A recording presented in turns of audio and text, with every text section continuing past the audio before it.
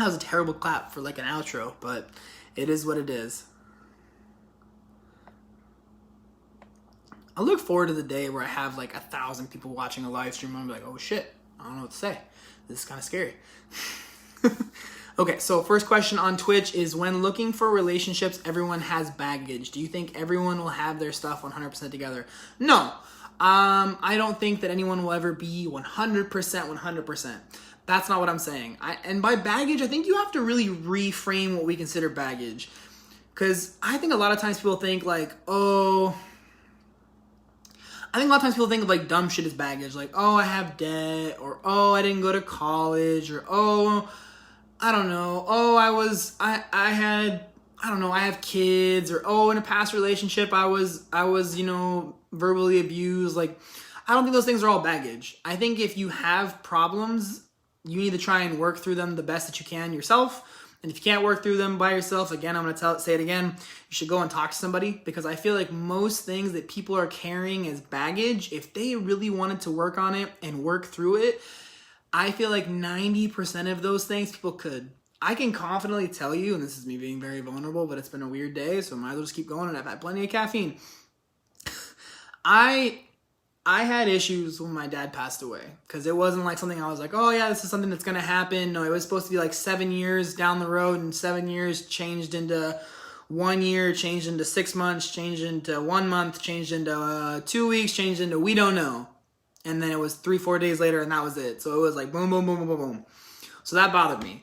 I had a relationship with my mom that wasn't that great when I was younger. I had other relationship trauma from being in a very bad relationship when I was younger. So I thought I worked through it, but I was carrying that baggage. And the point in time where I decided, like, I'm done with this shit. Like, I want to get better. I want to feel better. I don't want to carry this into my next relationship. I want to be whole and not bring this shit with me and be healthier for myself, for me first, but also like I want to be in a relationship where everything's good because I'm not carrying shit. So I think no one's ever going to be 100%. There's going to be shit that you're going to bring into another relationship, whether it's preconceived notions or, like I said, those little random like baggage things that I talked about. But the majority of emotional things that you have gone through, I feel like you can work through them if you want to, either by yourself or with somebody else. And I think that you can minimize the amount of baggage you're bringing into your next relationship. But again, I think you should do it for yourself because you want to be whole and grounded and just happy with yourself. That would be the reason why you should do it, in my opinion. If you're already in a relationship, say you're married, and you're already in a marriage or you're in a serious committed relationship and you already have that baggage, you can still go to a therapist. If you want to go to a therapist with your significant other, it's probably even better, because then you're going to have someone who's going to be listening, who you're in a relationship with, who you love, who loves you, who can help support you with the things that are going on, in addition to the therapist sitting there and working you through it. You can go to a marriage counselor, you can go to a counselor at your church, whatever it may be. It doesn't have to be someone who's a doctor, but finding someone to talk to who's not a friend or family member is a key pivotal thing to working through a lot of those issues. I hope that answers your question. Even when you're grounded and you do attract other grounded people, you can still attract shitty people. How do you fish out the fakers? No one will tell you all their problems at first. Ooh, that's a good question. That's actually one of the best questions I've ever had on one of these videos. So thank you for that one, because that one's actually like, choice. I don't think I've said choice in like 10 years, but it's choice. Okay, I'm going to read it again, because I think it's really important, actually. This actually might be a Q&A that gets put on YouTube. It's actually really important. It says, even when you're grounded and you do attract other grounded people, you can still attract shitty people. How do you fish out the fakers? No one will tell you all their problems at first. You were right. There are people out there who will put out that everything in their fucking life is golden and they're full of shit. How do you fish those people out? Here is my recommendation for you. If you want more specific, you can ask me your specific situation, but this is my generalistic advice. You need to realize, men, women, everybody else, I don't fucking care. If you are dating, you meet somebody, people will hide who they really are pretty successfully between 30 and 120 days. So between 1 and 4 months, you will not 100% get to know the person in front of you and know all the little shit and details that you would like to know.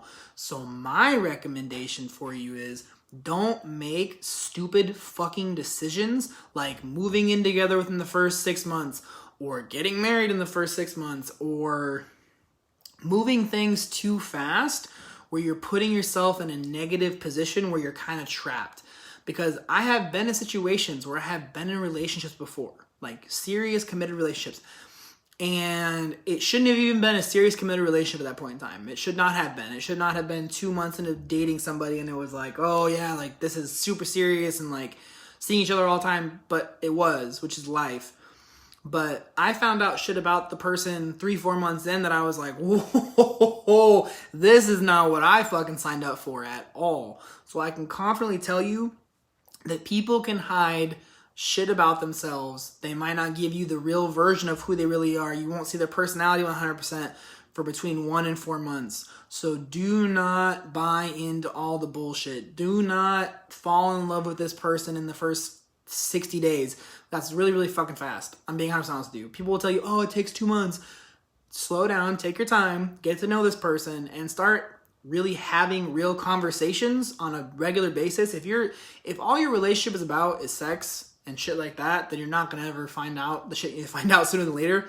But having real conversations, asking the hard questions, asking them how their relationships are with their mom, their dad, their siblings. I know that no one ever wants to do this in the beginning, so maybe wait a few weeks to a month. Their relationships with their exes, they start telling you that all their exes were crazy. If guys start telling you all their exes are crazy, the guy is usually fucking crazy. It's not usually all the girls because he's attracting crazy women. So you got to realize, again, what you're putting out is what you're attracting. So if he's only attracting crazy women or bitchy women or all his girlfriends cheat, he's attracting that for a reason. So realize you have to ask those questions, start digging deeper as you get a little bit farther into a relationship or dating.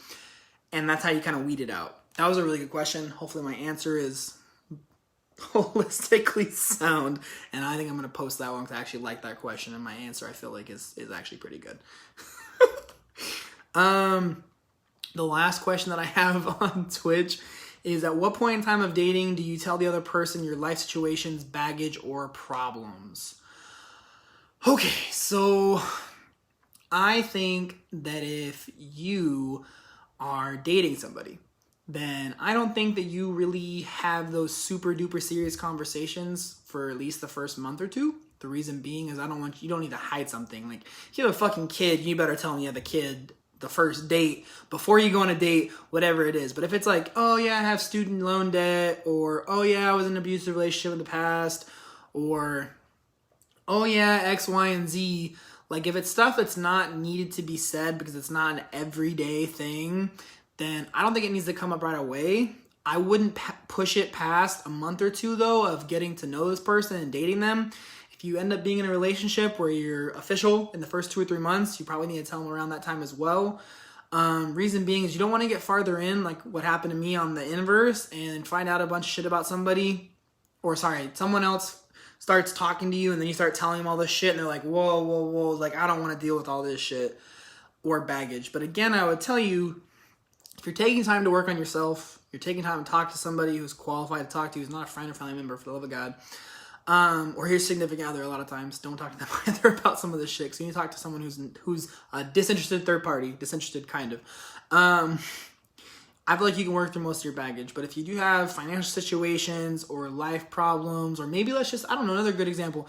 Let's say you have a disease, like not a sexually transmitted disease. You need to tell that person like sooner than fucking later before you have sex. Thank fucking God if people do that. If they don't do that, then they're fucking shitty people.